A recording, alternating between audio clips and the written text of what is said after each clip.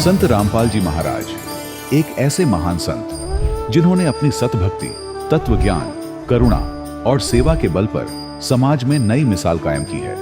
संत रामपाल जी महाराज की अगुवाई में उनके सभी सतलोक आश्रमों से समाज कल्याण के अद्भुत कार्यों ने समाज को सुनहरे भविष्य की एक नई उम्मीद दिखाई है।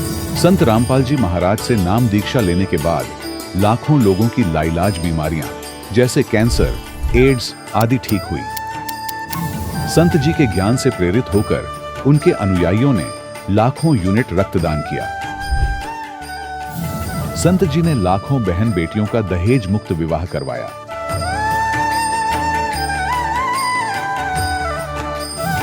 संत जी ने लाखों लोगों का नशा छुड़वाया, करोड़ों उजड़े परिवार बसे। संत जी के आश्रमों में समागम के दौरान निःशुल्क नेत्र चिकित्सा, दंत चिकित्सा प्रदान की जाती है। संत रामपाल जी महाराज द्वारा समय समय पर पर्यावरण संरक्षण के उद्देश्य से बड़े स्तर पर वृक्षारोपण किया जाता है। संत जी ने जरूरतमंदों को तत्काल राहत पहुंचाने के लिए एम्बुलेंस सेवा शुरू की। संत जी अपने अनुयायियों को देहदान के लिए प्रेरित करते हैं, जिससे मानवता की सेवा और चिकित्सा क्षेत्र में सुधार हो सके। संत रामपाल जी महाराज के सभी आश्रमों में हर रोज निःशुल्क भंडारा आयोजित किया जाता है, जहां हर वर्ग, हर जाति और हर धर्म के लोग एक साथ बैठकर भोजन करते हैं।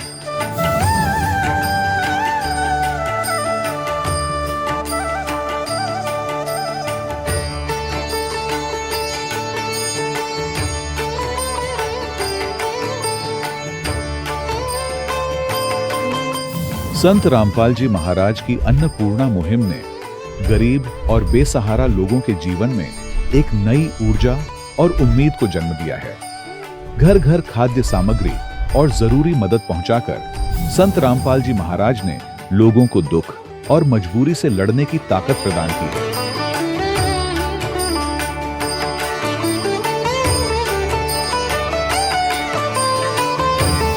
संत रामपाल जी महाराज द्वारा गरीब लोगों के लिए घर बनवाने का अद्भुत कार्य एक ऐसी मिसाल कायम कर रहा है जो सदियों सदियों संत जी की उदारता और दया भावना के तौर पर जाना जाएगा।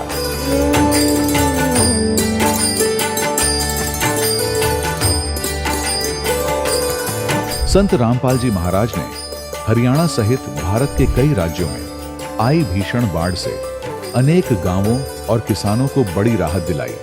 तत्काल लाखों फुट पाइप और हजारों मोटर उपलब्ध कराकर किसानों के खेतों और गांवों में भरे बाढ़ के पानी को बाहर निकालकर उनको नया जीवन दान प्रदान किया। आज संत रामपाल जी महाराज को किसानों के मसीहा के तौर पर देखा जा रहा है। जगह जगह उनके लिए सम्मान समारोह आयोजित हो रहे हैं। संत रामपाल जी महाराज के आश्रम में हजारों बुजुर्गों को सम्मान और प्यार के साथ जीवन जीने का अवसर मिलता है। उनके खाने, रहने और स्वास्थ्य की पूरी जिम्मेदारी संत रामपाल जी महाराज उठाते हैं। अनाथ बच्चों के लिए संत रामपाल जी महाराज के सभी आश्रम किसी वरदान से कम नहीं। यहाँ उन्हें शिक्षा, संस्कार और भविष्य के लिए बेहतर अवसर प्रदान किए जाते हैं। चाहे बाढ़ हो, भूकंप या महामारी, संत रामपाल जी महाराज और उनके अनुयायी हमेशा ही जरूरतमंदों के लिए सबसे आगे खड़े रहते हैं। कोविड महामारी के दौरान संत रामपाल जी महाराज के आश्रमों से करोड़ों लोगों के लिए भोजन, दवाइयां और जीवन रक्षक सामग्रियां उपलब्ध कराई गई। चाहे गरीब की मदद हो या किसी शोषित और पीड़ित वर्ग के हक और सम्मान की लड़ाई, संत रामपाल जी महाराज ने हमेशा ही उनकी दबी आवाज को सरकारों तक पहुंचाया है और उन्हें उचित न्याय दिलवाने में अहम भूमिका अदा की है। समाज में आध्यात्मिक और सामाजिक मूल्यों के प्रति जागरूकता लाने में संत रामपाल जी महाराज हर कदम पर मानवता के सच्चे सेवक साबित हुए हैं। संत रामपाल जी महाराज का जीवन हमें सिखाता है कि सच्ची सेवा वही है जो निस्वार्थ भाव से की जाए। आइए हम भी इस महान सेवा के कार्य में इस महान संत से जुड़ें और संत रामपाल जी महाराज से नाम दीक्षा लेकर अपने जीवन को धन्य बनाएं।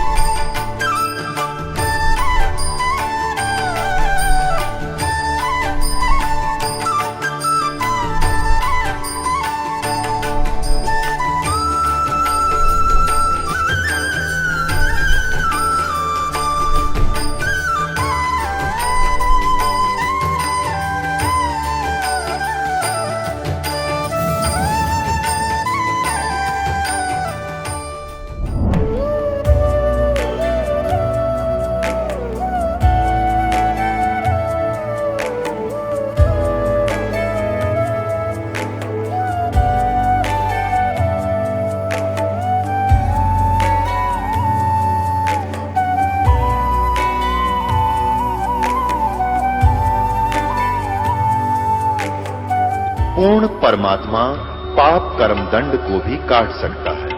अभी तक जिस भी संत व महापुरुष से मिले, उन्होंने यही बताया कि पाप कर्म फल भोगने से ही समाप्त होगा।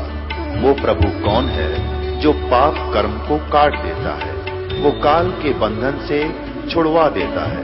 उसका क्या नाम है, पूजा की विधि क्या है? कृपया अवश्य सुनिए जगत गुरु तत्वदर्शी संत रामपाल जी महाराज के अमृत वचन। सत साहिब दर्शकों, जब मनुष्य पूरी श्रद्धा से अपने धर्म में प्रचलित भक्ति साधनाएं करता है और फिर भी उसे कोई लाभ नहीं मिलता, तो वह अपने ही कर्म और श्रद्धा पर शंका करने लगता है। फिर चाहे वह शिक्षा हो, व्यवसाय हो या भक्ति ही क्यों ना हो। दर्शकों, कुछ ऐसी ही कहानी थी राजस्थान के रहने वाले नाथूलाल जी की। नाथूलाल जी ने बचपन से ही हिंदू धर्म में प्रचलित सभी प्रकार की साधनाएं की, पूजा पाठ, व्रत उपवास, मंत्र जाप और मंदिरों में दर्शन। लेकिन इसके बावजूद भी परेशानियां और बीमारियां इनका पीछा नहीं छोड़ रही थीं।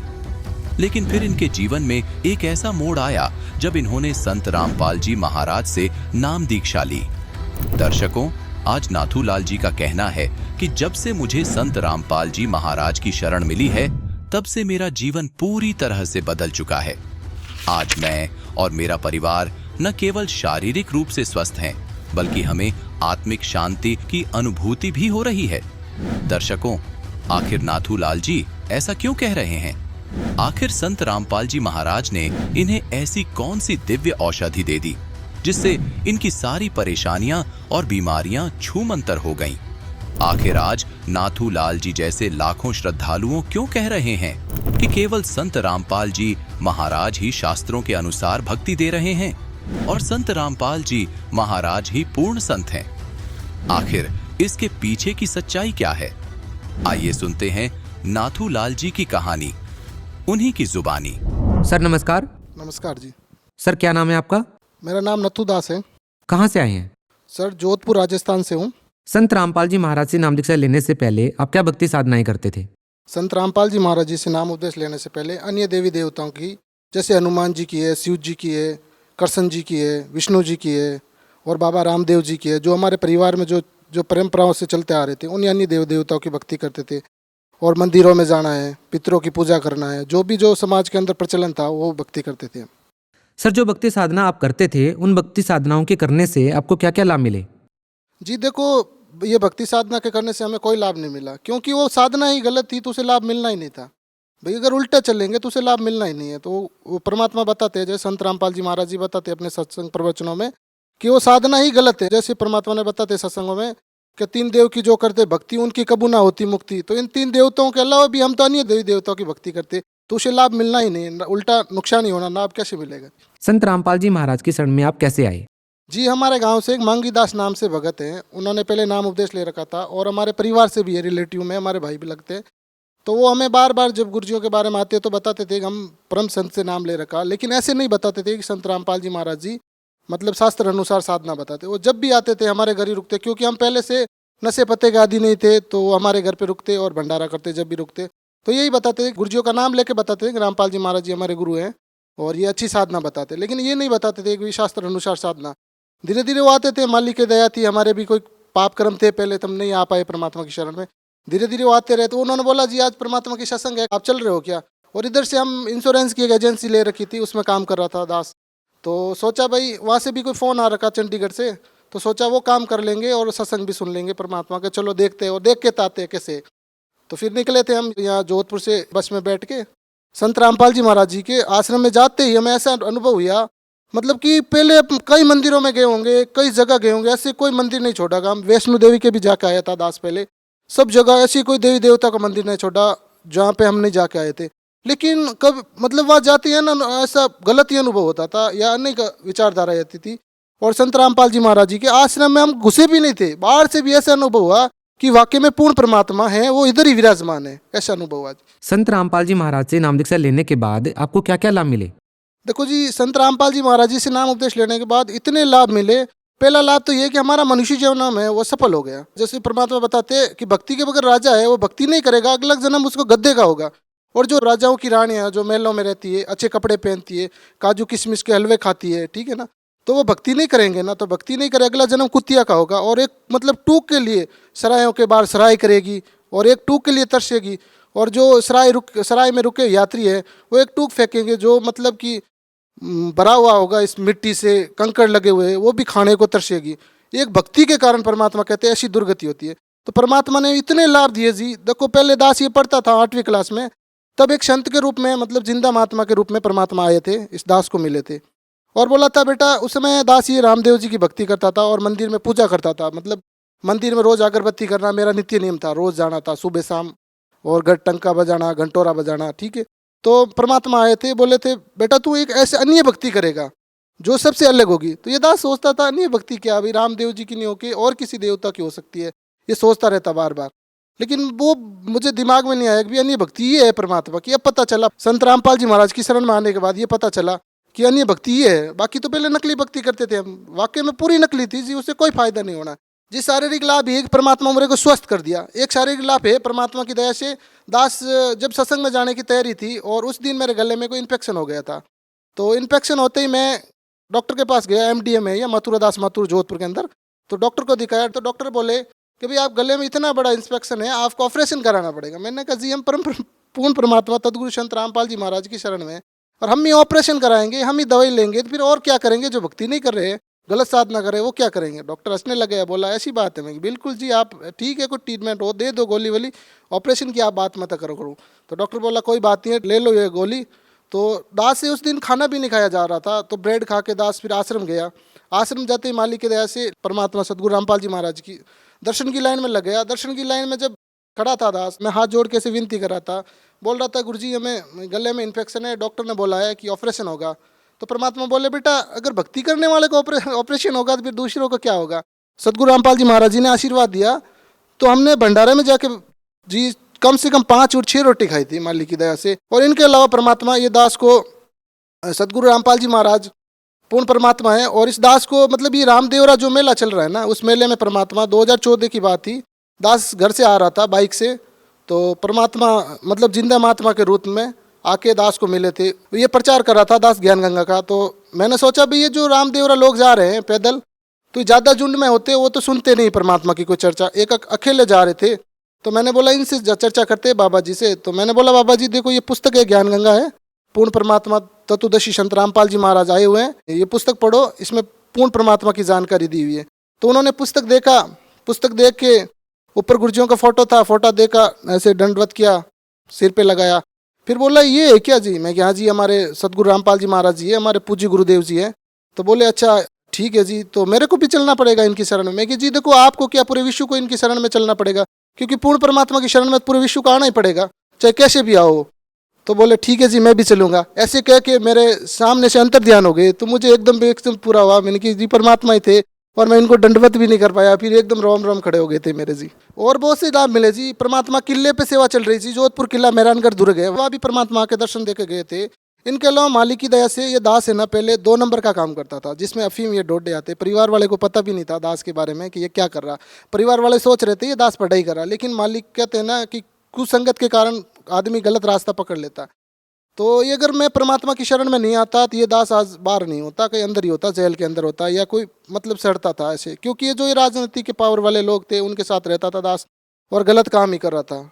तो परमात्मा की दया से जब गुरुजी से नाम लेने गया था, 20 फरवरी 2009 की बात है, जब परमात्मा मेरे दास को पता भी नहीं था कि नाम उपदेश लेना या फिर बाद में आशीर्वाद लेना। तो जैसे ही मैं गया था तो आशीर्वाद की लाइन थी, तो मैं सीधा आशीर्वाद के चला गया था।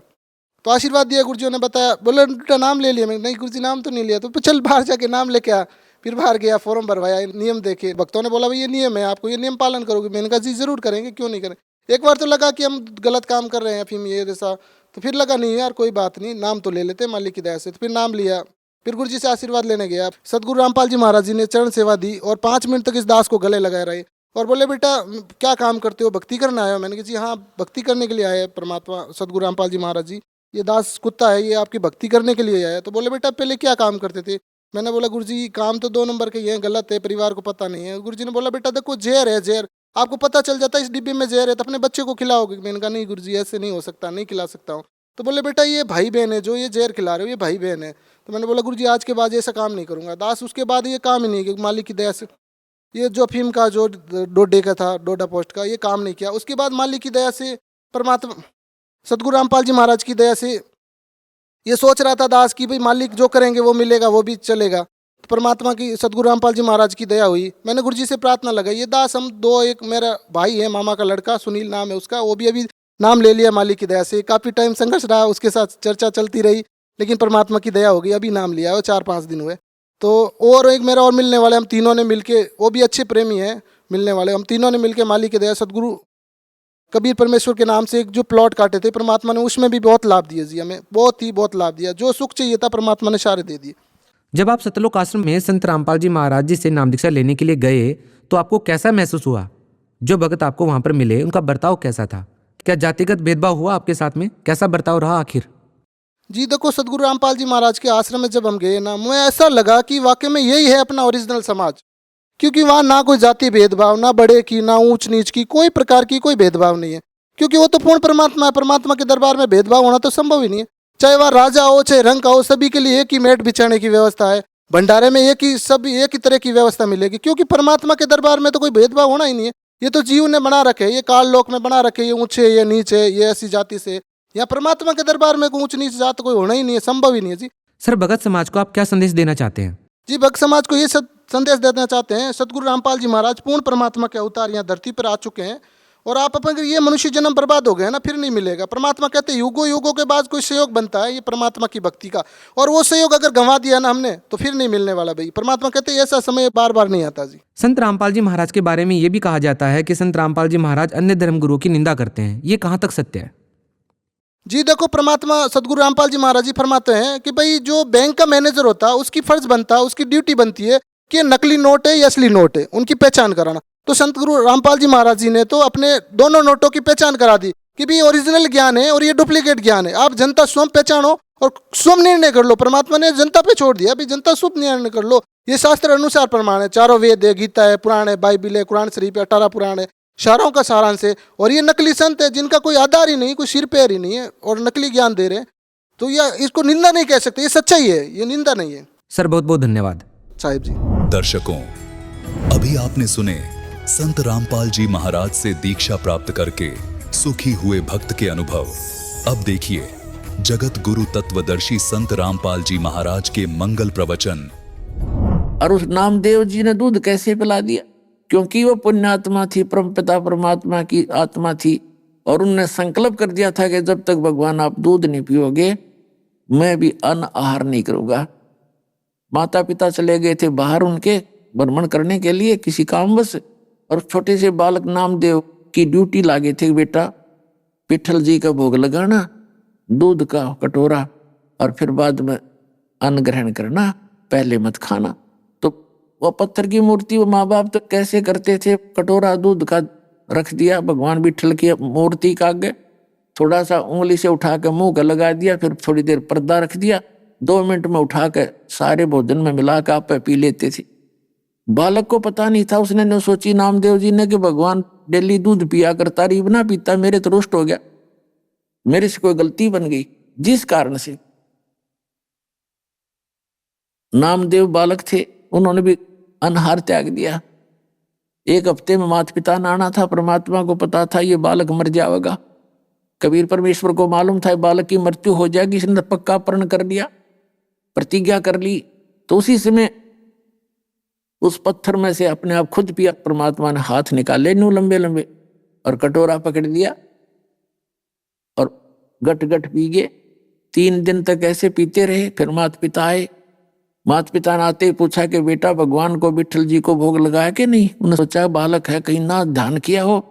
तब नामदेव जी ने बताया जी 2-3 दिन तो भगवान ने दूध पिया नहीं, फिर तीसरे दिन चौथे दिन पीने लगे और फिर मेरे पर रजा होगी, मेरे से कोई गलती बन गई होगी। या माता पिता के गले उतरा नहीं बात, झूठ बोला निरी, इसने दूध भगवान को भोग लगाया नहीं कि नामदेव ने होकर तीसरे दिन पिया, कि बकवाद करे, झूठ बोलता है। तो माता पिता ने उनको खुरकाया धमकाया, तू साची बता, तूने दूध पिलाया कि नहीं, भोग लगाया कि नहीं भगवान के? नामदेव कहने लगे हाँ जी ऐसे ही था। तो उनका जच्चा नहीं, क्योंकि वो तो वैसे एक फॉर्मेलिटी किया करते थे। तब नामदेव जी से कहा कि आज पिया के दिखा हमारे सामने, अब भोग लगा भगवान को। तो नामदेव जी ने अगले दिन फिर कटोरा रख दिया। अब ना पिया कटोरा, भगवान ने नोगा धरा होता है। तब डर गया वो, आके माता पिता पीटेंगे, नोकेंगे, झूठ बोला करता तू। तब आत्मा से रोया, भगवान मुझसे गलती होगी, मेरे माता पिता का भ्रम मिटाओ, आपका दास इनकी नजरों में झूठा सिद्ध हो जाएगा। तभी उनके सामने ऐसे हाथ बाहर आए पत्थर से, ऐसे ओरिजिनल हाथ रात से पकड़कर गट गट में मुंह नारा दिखा। ऐसे ही पत्थर तो पीछे न हो गया, पत्थर दिखा था, गट गट पी गए। तब माता पिता का विश्वास दृढ़ हुआ। तो धर्मदास कह रहा है कि तू पत्थर बताता है जिंदा, नामदेव ने पत्थर को दूध पिला दिया। तो भगवान बोले तुमने कह खेगा तो पता नहीं, पाकी के विद्वान, तू पिला देना पत्थर को दूध जैसे नामदेव ने पिलाया था।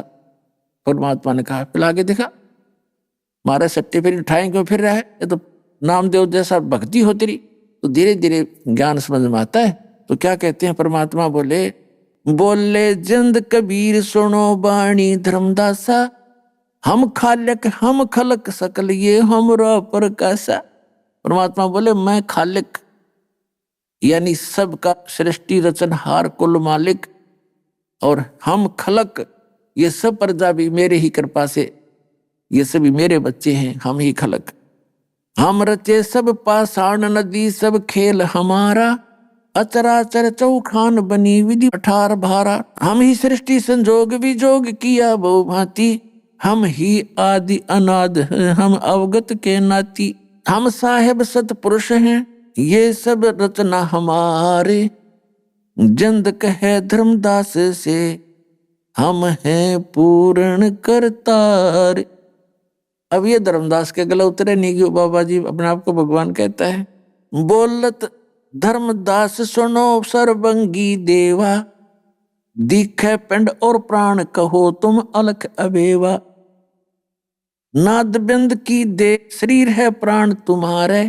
अब परमात्मा से धर्मदास जी कह रहे हैं कि हे जिंदा, आप अपने आप को परमात्मा कहते हो, आपका शरीर दिखाई देता है, परमात्मा तो निराकार है। अब देखो हमारी बुद्धि का सतर कितना था।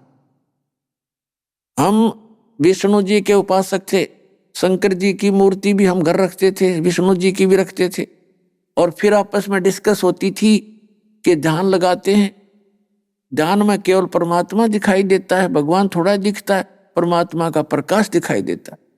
परमात्मा ध्यान में नहीं दिखाई देता, परमात्मा का प्रकाश दिखाई देता, वो तो निराकार है। हम भगवान को निराकार मानते थे, विष्णु जी की पूजा करते थे एज ए गॉड।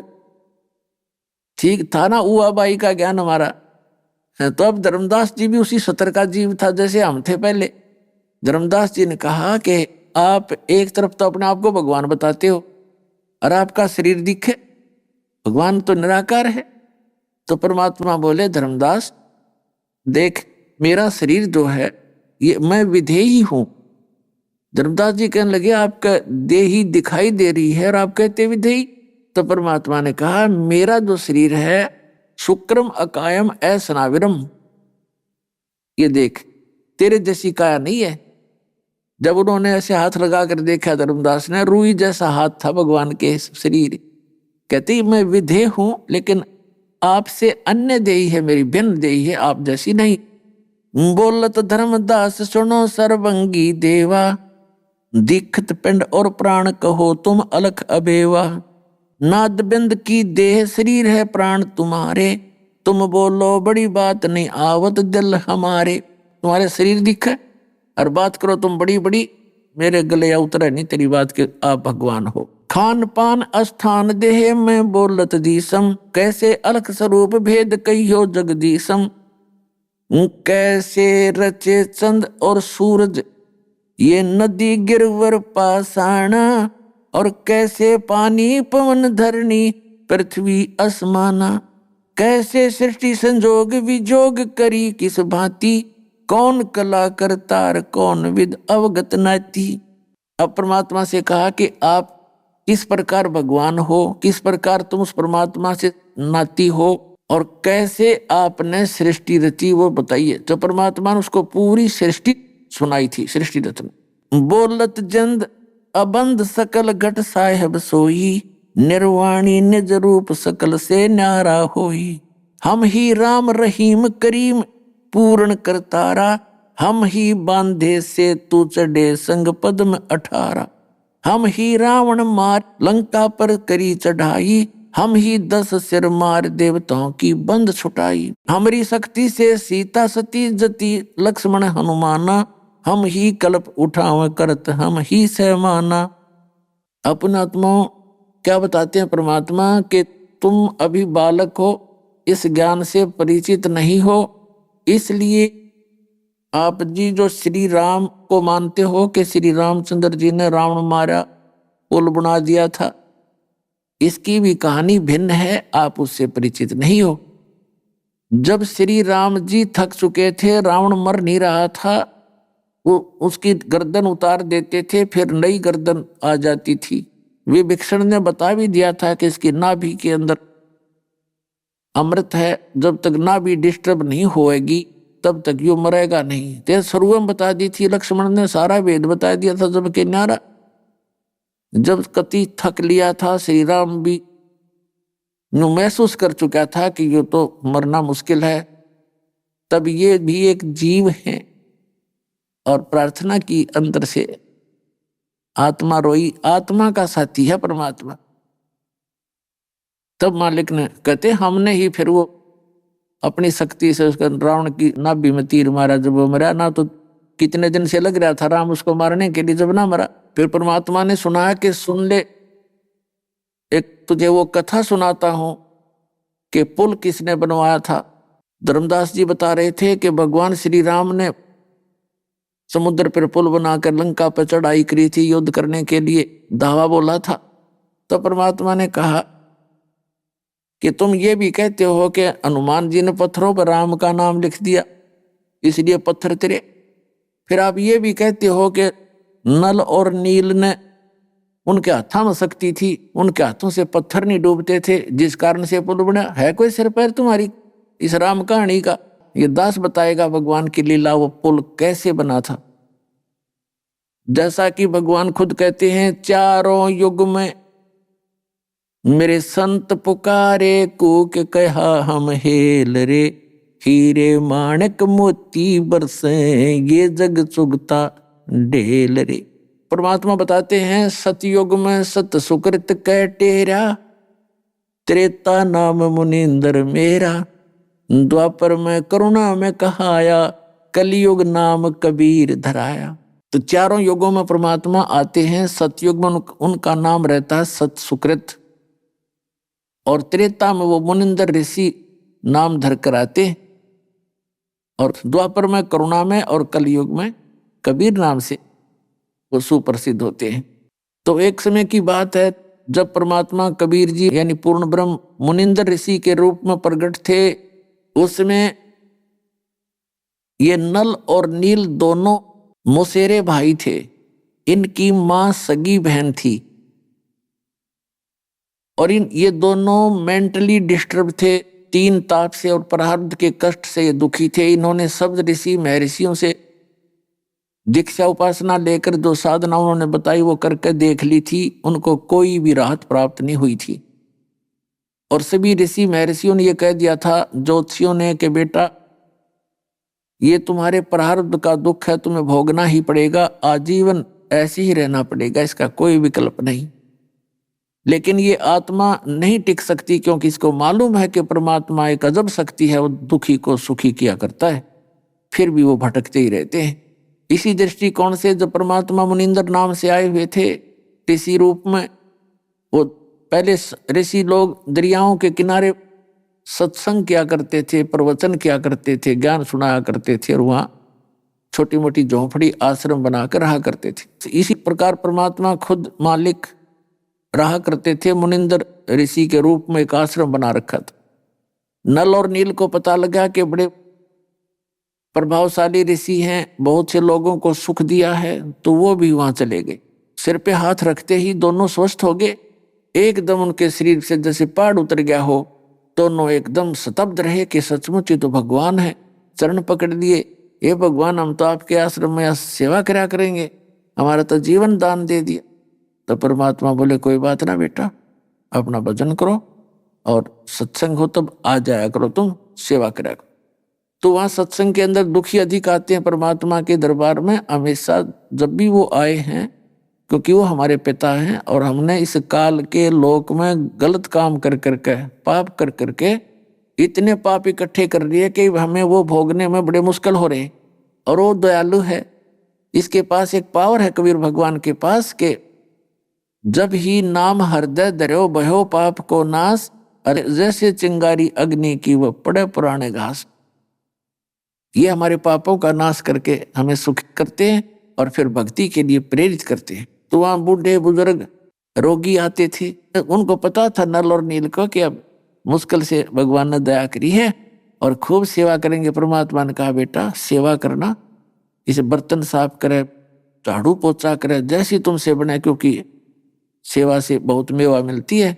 बूढ़े बुजुर्ग भक्त आते हैं, इनकी किसी कपड़े धोए, बर्तन धोए, पहले बर्तन अपने अपने साथ ले जाया करते थे, सत्संग में जाते 2-4 दिन, और पहले इसे बर्तन उड़ा कर छोटे मोटे कोई थाली कटोरी होगी तो वो क्या करते थे, बर्तन धोने जाते या कपड़े धोने के लिए ले जाते अन्य रोगियों के, वृद्धों के, जो भी सत्संग में दिन में सुनते थे। और पहले साबुन वगैरह नहीं होते थे, ऐसे ही बर्तनों को मांजा करते थे पानी से, रेत से। तो वो पानी में भिगो कर रख देते थे कुछ समय दरिया के किनारे, ये गीला हो जाएगा, मैल गल जाएगा, फिर बाद में आसानी होगी धोने में। तो रख के और पानी किनारे पर, दरिया के किनारे भर भर कर डबो देते थे थोड़े से पानी में किनारे पर, तट के ऊपर। और थोड़ी सी दूर बैठकर अपने वृक्ष के नीचे वो चर्चा करते थे दिन में सुनी हुई परमात्मा की महिमा का, और अपने बारे में भी कहते थे, हो भगवान मिल गए, देखिए सब ऋषि नकली हैं, कहाँ कहाँ हम गए, सभी कहते थे ये तो तुम्हारे प्रारब्ध में लिखा हुआ पाप है, भोग भोगना ही पड़ेगा, ये तो भोगने से ही समाप्त होता है। और देखो ये भगवान है, स्वयं मालिक आए हैं, इन्होंने इनको पहचान नहीं रही। ऐसी चर्चा करते रहते थे। फिर वो धोने के लिए किनारे पर जाते थे, तब तक कुछ तो कटोरी बह जाती, किसी का गिलास खो जाता, को थाली बहगी। ऐसे कपड़े धोने जाते, उनको भी पानी में भिगोकर चर्चा करने लग जाते, किसी का कुर्ता बह गया, किसी की धोती, बाकी जो बचे हुए ले आते थे, उनको पता नहीं इसका कौन है, बता के धो के सुखा के टांग देते और अपनी अपनी छांट लो। अब पता लगता किसी की धोती नहीं, किसी का कुर्ता नहीं, किसी का गिलास नहीं, तो किसी की थाली को नहीं। फिर उनसे पूछते, भाई हमारे भगत, हमारा कुर्ता नहीं, हमारी ऐसे नहीं, तो वो कहते नहीं हम तो सारे ले आए। तो दूसरे भगत जो दूसरे सेवादार बताया करते थे, जी ये इतने मस्त हो जाते हैं बातों में, भगवान की चर्चा करते रहते हैं, वृक्ष के नीचे बैठकर वो पानी में बह जाते हैं, इनको पता भी नहीं लगता। तो अन्य भक्त कहने लगे कि भाई नल नील हम पर रहम करो तुम, हम अपने आप पर धो लेंगे, अब कहाँ से तुम जाकर कटोरी लाएंगे, कहाँ कुर्ता लाएंगे, 2-3 दिन का सत्संग है और तुमने तो बात बिगाड़ दी, आप हमारी सेवा रहने दो। तो वो डर गए कि गुरुजी तक बात जाएगी, फिर हम दोबारा बीमार ना हो जाएं। अवनों के ना भाई आगे हम ठीक लाएंगे, ये भगत जी का माफ करो, अगली बार फिर वह कहानी होगी। तो ये बात परमात्मा तक पहुंच गई। परमेश्वर मुनिंदर रूप में विराजमान कबीर परमेश्वर के पास पहुंच गई। अब वो डर गए दोनों, अकाज तुम्हें फिर से वो दुख होगा, भगवान रुस गया तो राम रुस गया, गुरुजी रुस गया तो भगवान रुस गया, डरते डरते गए। परमात्मा बोले भाई नल नील तुम्हारा उद्देश्य तो बेटा अच्छा है, पर ये तुम्हारे बस की बात नहीं, आप ये सेवा मत करो, और कोई कर लो बेटा, इधर बहुत सी झाड़ू लगा लो, कि तो वो 100 काम है, ये कर लो, रोटी बनवा लो। हाथ जोड़कर न सोचे गुरुजी नाराज होकर कह रहे हैं, न बोले भगवान अपने दासों को जीवन दान दिया है, हमसे गलती होगी, आगे भविष्य में बिल्कुल नहीं होगी, दाता माफ कर दो। हमने दोनों चरण पकड़ लिए। दूसरे भगत कहने लगे, जी ये जाते हुए काम करेंगे अगर आपने इनको आदेश दे दिया था। परमात्मा बोले भाई ठीक, आदेश तो मैं दे दूंगा, क्योंकि इनकी डिमांड है, इच्छा हार्दिक है, पर आज से बेटा तुम्हारे हाथ से कोई वस्तु नहीं डूबेगी पानी में, से पत्थर भी धर दियो जल के ऊपर, स्टील की भी नहीं डूबेगी, कांस्य की भी नहीं डूबेगी, और जाओ कर लो सेवा। उसके बाद परमात्मा के आशीर्वाद से नल और नील के हाथों से कोई भी वस्तु जल में नहीं डूबे थी। जहां भी उन्होंने वस्त्रों को भिगो कर जल में डबो दिया तो वहीं रह गए, वो ना ऊपर हो सकते ना नीचे जावे। ऐसे ही काशी के बेले होते थे थाली, वो तो पानी में गिरते डूबा करें, उनको पानी से भरकर दरिया के ऊपर भी रख देते ना, भरे पानी से वो नो के नो रहते थे। और जहां पानी में भिगो कर रख दिए, डबो दिए नीचे, तो वहीं रहते थे, आगे पीछे नहीं होते थे एक सूत भी। जब वो चाहते तभी उन्हीं के हाथ से बाहर आते थे। औरों ने कोशिश कर ली निकालने की, अन्य दूसरों ने झटके दे देकर वो वहां से हलते नहीं थे। इतनी जबरदस्त पावर उनके हाथों भगवान कबीर साहब की कृपा से हो गई थी। अब ये समुद्र पुल की जो बात है कि जब धर्मदास जी को परमात्मा बता रहे हैं कि जिस समय श्री रामचंद्र जी पुल बनाने की तैयारी करने लगे, उन्होंने 3 दिन तक समुद्र के अंदर खड़ा होकर और समंदर से प्रार्थना की थी, मुझे रास्ता दे दो, और रास्ता नहीं दिया था। हाँ जी, धर्मदास जी ने यह कथा तो सुने रखी थी सारी। तो उस समय भगवान आपके श्री रामचंद्र जी ने कहा था लक्ष्मण से कि मेरा अग्नि बाण दे लक्ष्मण, ये लातों के भूत बातों से नहीं मानते, इस समंदर को जला दूंगा मैं अभी। जो ही श्री रामचंद्र जी ने अग्नि बाण छोड़ना चाहा, उसके छोड़ने से क्या होता, समुद्र पूरा जल जाता, पूरा समुद्र नष्ट हो जाता जल के। तब समुद्र आया विपर रूप बना के, ब्राह्मण का रूप बना के, और कहा से भगवान आप ये जुल्म ना करो, आप तब आपके भागी होगे, इसमें जीव जंतुओं का अंत नहीं कितने हैं, और पृथ्वी डामाडोल हो जाएगी। तो यदि समुद्र को आप सोख दोगे तीर से तो ये खड्डा बन जाएगा, इतना गहरा खाई था फिर भी नहीं जा सकते वहां पर। ये ऐसा काम करो सर्प भी मर जावे, लाठी भी ना टूटे। तब श्री रामचंद्र जी ने पूछा कि वो कौन सी विधि है, वो बता फिर। अब ये नल नील और भी वहीं पहुंच रहे थे लाठी ले ले। कहते हैं आपकी सेना में नल और नील नाम के 2 सैनिक हैं, भक्त हैं, और उनके हाथों में ऐसी शक्ति है कि वो पत्थर भी रख देंगे ना मेरे ऊपर, वो जल में डूबेंगे नहीं। तो नल नील की आवाज लगाई, नल नील दोनों चलकर आगे।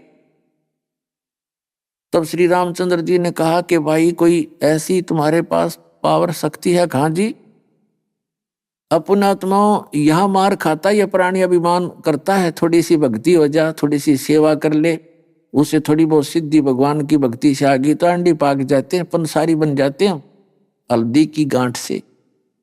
तो ये मार खाते हैं प्राणी, कभी भूल का भी कोई सिद्धि दिखाना नहीं, और हो जाए तो कहना कि नहीं हमारे बस की बात नहीं है। क्योंकि आपकी भक्ति से आपके अंदर ऐसी भक्ति शक्ति हो जाएगी, आप किसी को कहोगे भला होगा, उसका भला हो जाएगा, आपको हानि होगी। किसी का बुरा सोचोगे उसका बुरा हो से जाएगा, लेकिन आपको नुकसान भी होगा, आपकी भक्ति खत्म होगी।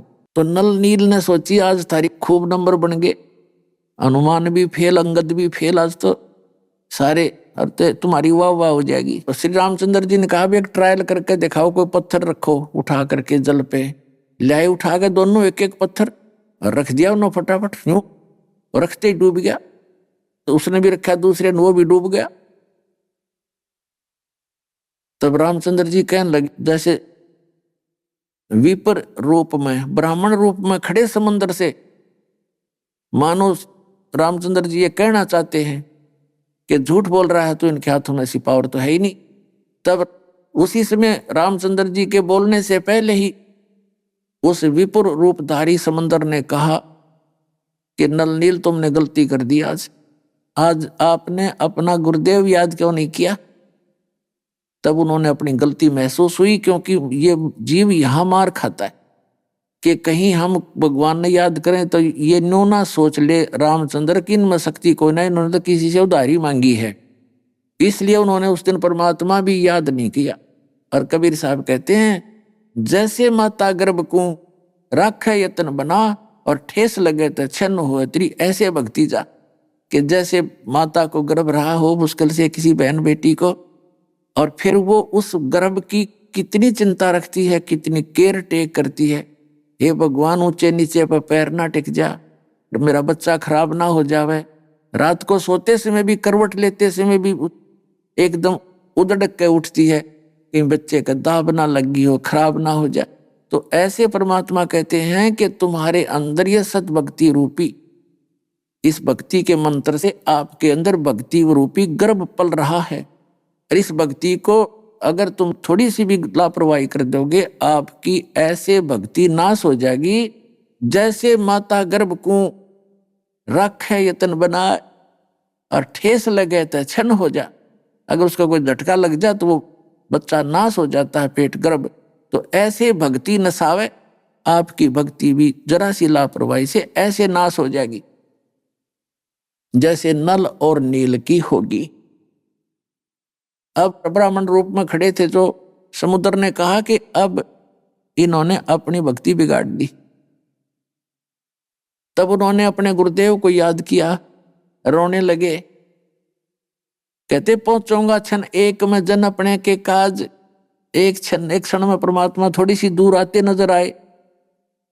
नल्ली ने कहा कि गुरुजी आगे, गुरुजी आगे, वो आगे, वो आगे, दोनों उनके चरणों की तरफ दौड़े।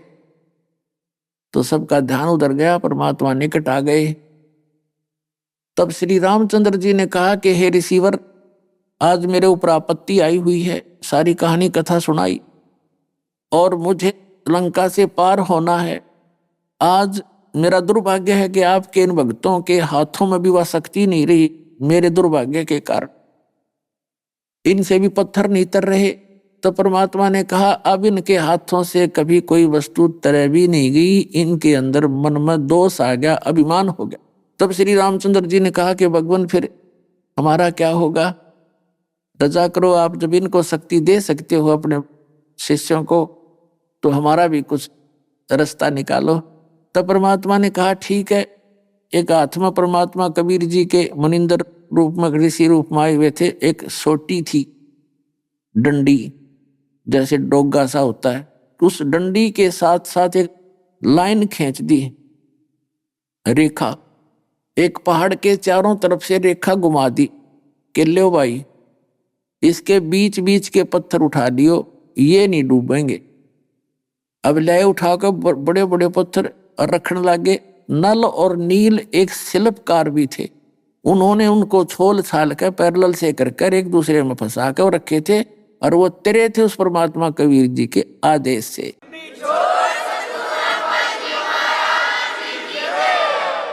तो यहां परमात्मा कहते हैं हमने ही सेतु बांधा और लंका पर करी चढ़ाई है, हम ही राम रहीम करीम पूर्ण करतारा। कहते हम ही राम हैं, ये राजा दशरथ वाले राम नहीं। राम माने गॉड, अल्लाह, खुदा है, हम पूर्ण करतारा। और हम ही बांधे सेतु, यानी वो पुल बांधा था हमने ही, और चढ़े संग पदम 18। कबीर साहब कहते हैं क्षण में धरती पग धरो नाद श्रेष्ठ संजोगे,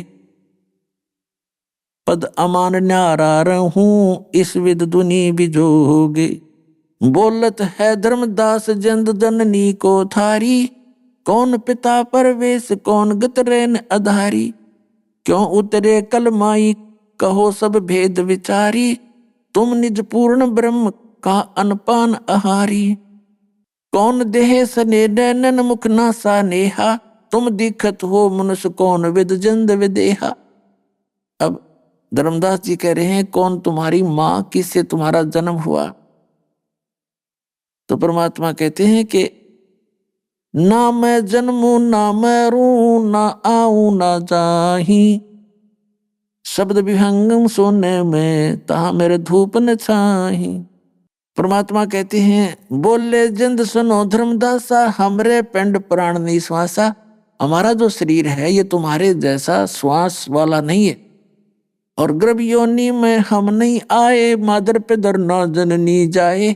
हम किसी माँ के गर्भ से नहीं जन्मे, तुम्हारे की तरह जन्म लेकर नहीं आए। अब क्या बताते हैं परमात्मा कि आप क्या कह रहे थे धर्मदास कि मैं कोई जीव हिंसा नहीं करता, हम पार हो जाएंगे। कहने लगे कि देखो तुम भ्रमित हो और काल ने भ्रमित कर रखे हो। आप जो साधना कर रहे हो श्री राम श्री कृष्ण सत्र की, या वेदों में जो वर्णित है केवल ओम नाम की, ये ओम ब्रह्म का मंत्र है। और ब्रह्म परब्रह्म ब्रह्मा विष्णु महेश ये आपके पाप को नाश नहीं कर सकते। जैसा कर्म करोगे वैसा ही फल देंगे। वो परम अक्षर ब्रह्म है, वो पूर्ण परमात्मा है, वो मैं ही हूं। और मेरी ही साधना से, मेरे द्वारा बताई हुई विधि से आपके पाप नाश हो सकते हैं।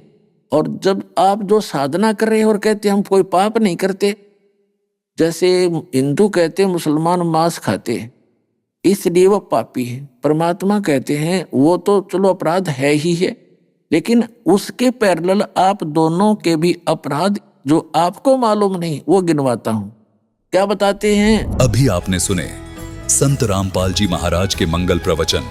आइए अब सुनते हैं संत रामपाल जी महाराज से नाम दीक्षा लेकर सतभक्ति करके अद्भुत लाभ प्राप्त करने वाले अनुयायी के विचार। दर्शकों, मनुष्य आज के समय में इतनी पूजा पाठ करता है, व्रत करता है, लेकिन फिर भी उसकी समस्याएं खत्म होने का नाम ही नहीं लेती। दर्शकों, इसका मुख्य कारण यह है कि आज कलयुग का मनुष्य शास्त्र विधि को त्याग कर मनमाना आचरण कर रहा है। दर्शकों, ऐसी ही कहानी थी हरियाणा करनाल की रहने वाली बबली दासी जी की। बबली जी पहले शिव जी, संतोषी माता, लक्ष्मी माता तथा ब्रह्मा, विष्णु, महेश की भक्ति में डूबी रहती थीं और हर देवी देवता के व्रत और उपवास रखती थीं। दर्शकों, इतनी भक्ति साधना करने के बावजूद भी बबली जी को ना तो सुख मिला और ना ही शांति मिली। लेकिन दर्शकों, आज बबली जी का कहना है कि जब से मैंने संत रामपाल जी महाराज द्वारा बताई गई भक्ति साधना अपनाई है, तब से मेरी जिंदगी पूर्ण रूप से बदल गई है। मुझे इतने अद्वितीय लाभ मिले हैं कि जिनको बताने के लिए मेरे पास शब्द नहीं है। दर्शकों, आइए जानते हैं कि आखिर संत रामपाल जी महाराज ने बबली जी के साथ ऐसे कौन से चमत्कार कर दिए हैं कि जिस वजह से ये संत रामपाल जी महाराज के इतने गुणगान गा रही है। आइए जानते हैं इसकी सच्चाई क्या है। सुनते हैं बबली जी की कहानी उन्हीं की जुबानी। नमस्कार जी। नमस्कार सर। क्या नाम है जी आपका? बबली दासी। आप कहाँ से आई हैं? करनाल से। संत रामपाल जी महाराज जी से नाम उपदेश आपने कब लिया? 25 मई 2001। संत रामपाल जी महाराज जी से नाम उपदेश लेने से पहले आप क्या भक्ति साधनाएं करती थीं? सर मैं बहुत करती थी, जैसे व्रत करती थी, ये शिव जी के व्रत करने, संतोषी माता के व्रत करने, बहुत ज़्यादा भक्ति में वो थी भाई। जैसे ऐसे लगे करा था जैसे परमात्मा है यहाँ धरती पे आए हुए तो हमारे दुखों का निवारण करेंगे, लेकिन कहीं से कुछ मिलता नहीं था। बहुत भटकी मैं भगत जी। 16 उपवास रखती थी शिव जी के। जैसे कई साल रखे मैंने, 20 मान 15 साल सारे रखे ऐसे ही। लक्ष्मी के व्रत रखने लगी, उनसे भी मेरे को कोई लाभ नहीं होया। और ऐसे ही जैसे कोई किसी बता देता था भाई वहाँ पे आराम होएगा, वहाँ पे चले जाओ, वहाँ पे चले जाओ, कहीं पे कुछ नहीं मिला सर मारे को। फिर इनके जो मेरे भगत जी थे उनको ब्रेन ट्यूमर हो गया दिमाग में। जैसे दिमाग में बहुत ज़्यादा पीड़ा, जैसे ऐसे होता था दिमाग फटेगा, ऐसे ही वो मानते तो थे नहीं। ऐसे ब्रह्मा विष्णु महेश को मानते थे वो, भाई इनसे बड़ा तो कोई भगवान ही नहीं है और धरती पे संत तो ऐसे ही घूम रहे हैं, इनके चक्कर में नहीं पड़ना। फिर इसकी बहन ने नाम लिया था बिचपड़ी से। उन्होंने कहा भी सारी जगह तो धक्के खा लिए, एक बार भाई संत रामपाल जी महाराज जी के पास भी देख लो जाके, भाई शायद परमात्मा दया कर दे। तो भगत जी फिर हम 2001 में गए तो परमात्मा से नाम दीक्षा ली हमने। परमात्मा ने नाम दीक्षा दी तो कहा बेटा भाई जाड़े जपटे नहीं लगवाने, दवाई ले लेना, परमात्मा दया करेंगे। फिर भगत जी बिल्कुल ठीक हो गए भगत जी। संत रामपाल जी महाराज जी के शरण में आने से पहले आपने बहुत सारी भक्ति साधनाएं की। देवी दुर्गा की पूजा की, माता लक्ष्मी की पूजा की, संतोषी माता आदि सभी के व्रत उपवास करे। तो ये जो साधना आपने की, इस दौरान आपको क्या लाभ प्राप्त हुए और क्या क्या हानियां हुई? लाभ तो कुछ नहीं मिले जी मारे को, हानि होती रही।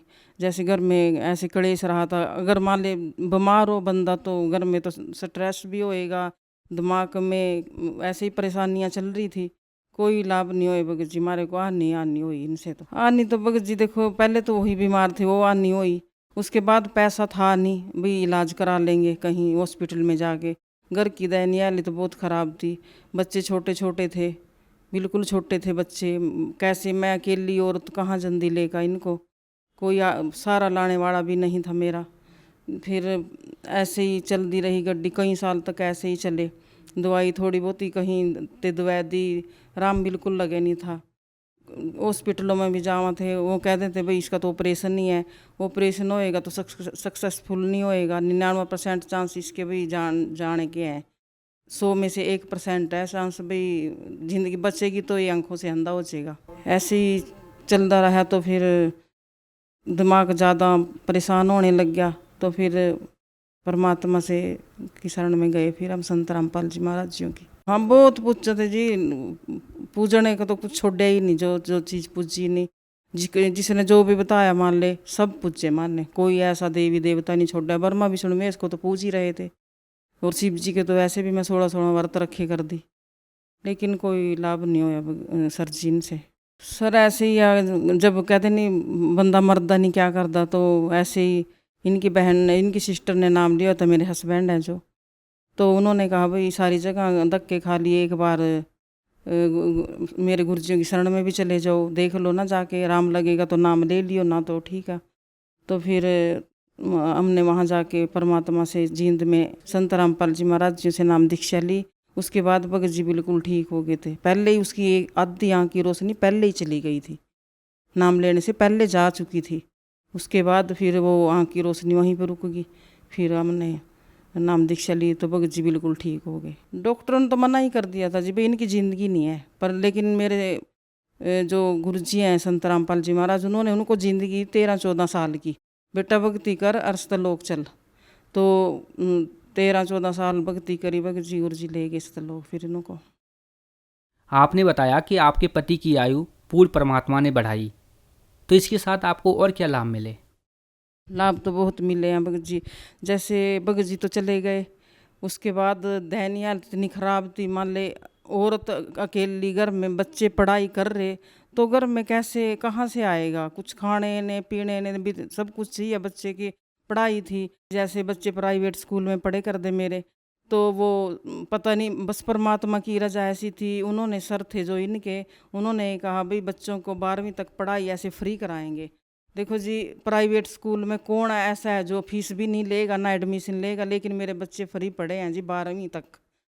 बच्चों के लिए तो उन्होंने सर ने नॉन मेडिकल भी कर दिया स्कूल में, जबकि नॉन मेडिकल नहीं था स्कूल में। वो कहने लगे बच्चे लायक हैं, बहुत अच्छे हैं, क्यों तो परमात्मा के बच्चे थे, हमारे क्या बच्चे थे, वो परमात्मा के बच्चे। तो उन्होंने ऐसे ही पढ़ाई। फिर भगत जी ऐसे जैसे लॉकडाउन लगना था, लॉकडाउन लगने के बाद बच्चे अभी कहीं सेट नहीं हो सके थे। बच्चे तो मान लो पढ़ाई चल ही रहे थे। वो बड़े वाला जो था लड़का वो डिप्लोमा करने लग रहा था नीलोखेड़ी से, छोटा भी बिल्कुल छोटा ही था ये। तो ऐसे ही फिर परमात्मा ने एक बार जैसे आ रहा था नहीं कॉलेज से, तो बस में चढ़ने लगे, वो बस चल दी एकदम, वो बैग था पीछे उसके, जैसे चढ़ने लगा नहीं तो बस चल गई एकदम। तो लड़का ऐसे लटक गया उसमें, बस में लटके लटके, तो मान ले ऐसे 5-6 मान ले मिनट तक ऐसे घिसता चला गया। लेकिन परमात्मा ने ऐसा होया तो वैसे जैसे गिरा भी नहीं, तो पहिया बिल्कुल थोड़ा ही बच गया। संत रामपाल जी महाराज जी ने वहाँ भी रक्षा करी तो बच्चा बच गया। घर आके फिर बताया उन्होंने। और दूसरा लाभ भगत जी, जैसे हमारे को डेंगू होया लॉकडाउन लगने से पहले भी, कोई आर्थिक स्थिति हमारी बिल्कुल ख़राब थी। मैं अकेली घर में जैसे फैक्ट्री में जाती थी, काम करती थी, कितने कमा ले बंदा, लेडीज़ की कोई थी नहीं, मान 100-150 रुपये ऐसे कमाती थी मैं, कुछ नहीं जी। भगत जी मेरे हाथ भी गड़ गए थे, देखो ये हाथ गड़े पड़े, अब तो सेट कर दिए परमात्मा ने। तो ये बच्चे छोटे थे, जैसे वो डिप्लोमा कर रहा था, तो परमात्मा ने ऐसे सपने में आए, जैसे मैं प्रार्थना कर दी थी गुरुजियों से, भाई परमात्मा आप ही, आपके बच्चे हैं, आप ही देखो इनको। तो जैसे गुरुजियों ने सपने में आए, बेटा टेंशन मत लिया कर, बड़े बेटे का जैसे इन्होंने फार्म भरे हुए थे नहीं, तो गुरुजी बोले बेटा एक पेपर में बेटा क्लियर हो जाएगा और ये लग जाएगा, टेंशन ना लिया कर। तो फिर ऐसे ही बना भगत जी, बेटे की रेलवे में सरकारी जॉब लग गई। अभी तो 21 साल का ही होया था, छोटा ही था, इतनी एज भी नहीं थी बच्चे की। तो क्यों परमात्मा ने देखा आगे जाके, जैसे लॉकडाउन में तो सब कुछ बंद हो गया था, भाई मेरे बच्चे खाएंगे कहाँ से। परमात्मा ने देखो इतनी बड़ी वो दे दी मारे को, बच्चे की सरकारी नौकरी लगी रेलवे में, वहीं क्वार्टर मिल गया। और उसके तो 3 पेपर क्लियर हुए भगत जी उसके बाद भी, फिर भी BSF में और पुलिस में, लेकिन की तो उन्होंने रेलवे में ही। और जैसे फिर मेरे को डेंगू होया, डेंगू होने के बाद तो मेरी प्लेटलेट्स बिल्कुल कम डाउन चली गई थी, बिल्कुल ख़त्म ही, मान ले बिल्कुल ही ख़त्म हो गई थी, जैसे 40-30 हज़ार ऐसे ही रह गई थी। तो डॉक्टरों ने कहा भाई इसकी तो भाई प्लेटलेट्स भी कम आ रही है, खून में भी इसके कम जा हो रहा, तो इसको खून ये प्लेटलेट्स चढ़ानी पड़ेंगी। लेकिन परमात्मा से जैसे हमने प्रार्थना लगाई तो गुरुजियों ने, संत रामपाल जी महाराज जियों ने तो 1,80,000 मेरी तीसरे दिन प्लेटलेट्स बढ़ा दी। ऐसे ही बच्चों को या फिर लगातार होया, तीनों माँ बेटों को, बड़े बेटे को उसकी भी ऐसे ही 30-40 हज़ार रह गई, और वो वहीं जॉब कर रहा था, जॉब भी कर रहा था लेकिन शरीर भी चल रहा था, लेकिन इसमें तो बिल्कुल डाउन हो जा। जबकि वो ड्यूटी दे के फिर घर आया, फिर उसको एडमिट कराया, परमात्मा ने अगले दिन उसको भी ऐसे ही जीवन रक्षा दी। तीनों माँ बेटों को, मारे को तीनों को डेंगू होया था। जैसे एक बार मेरे को नहीं, डॉक्टर ने नाक की हड्डी के बारे में बताया था। जैसे मेरे को एलर्जी बहुत रहने लगी थी, छींकें लगती थी, नाक से पानी ऐसे बहता था जैसे कोई टूंटी चल रही हो, ऐसे दिक्कत बहुत ज़्यादा होने लगी थी। तो फिर गुरुजियों से नाम उपदेश लेने के बाद मेरे को ये भी बीमारी ठीक हुई। एक बार जैसे भगत जी थे, उनको नहीं पित्ते में पत्थरियाँ बता दी, जैसे पित्ता पटने वाला था, मान ले ऐसी कंडीशन में थे। मैं आश्रम में गई हुई थी, भगत जी बीमार हो रहे थे मान ली घर पे, लेकिन परमात्मा ने फिर भी उनकी रक्षा कर रखी थी। क्यों ठीक थे, बच्चों के साथ, बच्चे छोटे थे। तो फिर अगले दिन जैसे डॉक्टर पे लेके गए, वो कहने लगे भाई इनकी तो ये पित्ते की थैली पटने के चांस थे, ये बच कैसे रहा है, तो इनका ऑपरेशन कराओ जल्दी। तो जैसे भगत जी ऑपरेशन कराना था हमने, तो पैसे मेरे पास थे ही नहीं, क्यों उस टाइम तो कोई घर में था ही नहीं, लगे कोई इंश्योरेंस थी ही नहीं, तो पैसे थे नहीं मेरे पास एक भी रुपया। मेरी जेब में 200 रुपये, और मैं हॉस्पिटल में एडमिट करा दिया मैंने भगत जियों को। तो भगत जी कहने लगे भाई मेरे को कुछ खाने को चाहिए, तो मैं जैसे लेने गई नहीं, तो मेरे दिमाग में ऐसे चल रहा था भाई परमात्मा कैसे होएगा, अब क्या करूं मैं कहाँ जाऊं अकेली, कोई साथ देने वाले तो ऐसे ही होते हैं, फिर कोई नहीं, वैसे साथ देते भी हैं, पर वो जो कहते नहीं परिवार के ऊपर बीतती हो तो उसको ही पता है। तो फिर जैसे मैं आई नहीं, मैंने भगत जियों को पपीता काट के दिया, तो एक वकील है उन्होंने फ़ोन किया भाई दिलीप कहाँ पे है, वो कहने लगे भाई हॉस्पिटल में एडमिट है। वो कहने लगे मैंने 30,000 रुपये देने हैं तेरा, भी तेरे बकाया रहे हुए हैं कभी के, मैंने पहले दिए नहीं, तू देने हैं मैंने। वो कहने लगा नहीं सर मैंने तो कोई रुपया भाई देना है ही नहीं बकाया आपने, लेकिन वो कहने लगा नहीं देने थे मैंने, तो 30,000 रुपये देकर भगत जी चले गया। मेरा देखो ऑपरेशन भी ऐसे, अगले दिन ऑपरेशन भी सक्सेसफुल होया, उनमें खर्चा भी होया, भगत जी घर में भी रहे कितने दिन, महीना तो काम नहीं करना था, उन पैसों में देखो गुजारा भी किया। परमात्मा ने बहुत लाभ दिए भगत जी, क्या गिनवाएं। कुल मिलाकर संत रामपाल जी महाराज जी से जुड़ने के बाद आपको अनेकों लाभ प्राप्त हुए। तो जो श्रद्धालु आज आपको टीवी पर देख रहे हैं, उन्हें आप क्या संदेश देना चाहती हैं? देखो जी, संदेश तुम्हारे संत रामपाल जी महाराज जी देते हैं, जन जन को संदेश देने लग रहे हैं परमात्मा। हमारी तो यही वो है, प्रार्थना है जगत से भी, ये धरती पे संत रामपाल जी महाराज पूर्ण परमात्मा आए हुए हैं, और इनसे नाम दीक्षा लो और अपना मोक्ष कराओ। संत रामपाल जी महाराज जी से यदि कोई नाम उपदेश लेना चाहे तो कैसे ले सकते हैं? ये जो संत रामपाल जी महाराज जी नाम दीक्षा लेना चाहते हैं, तो हर जिले में नामदान सेंटर हैं हमारे गुरुजियों के, काफ़ी चैनल चलाए हुए हैं परमात्मा ने, तो उन पे नीचे पीली पट्टी चलती है, कॉन्टैक्ट नंबर साथ में दिए हुए हैं। तो जो श्रद्धालु नाम दीक्षा लेना चाहता है तो वहाँ से कॉन्टैक्ट करके नाम दीक्षा ले सकता है। बहुत बहुत धन्यवाद आपका। सत साहिब।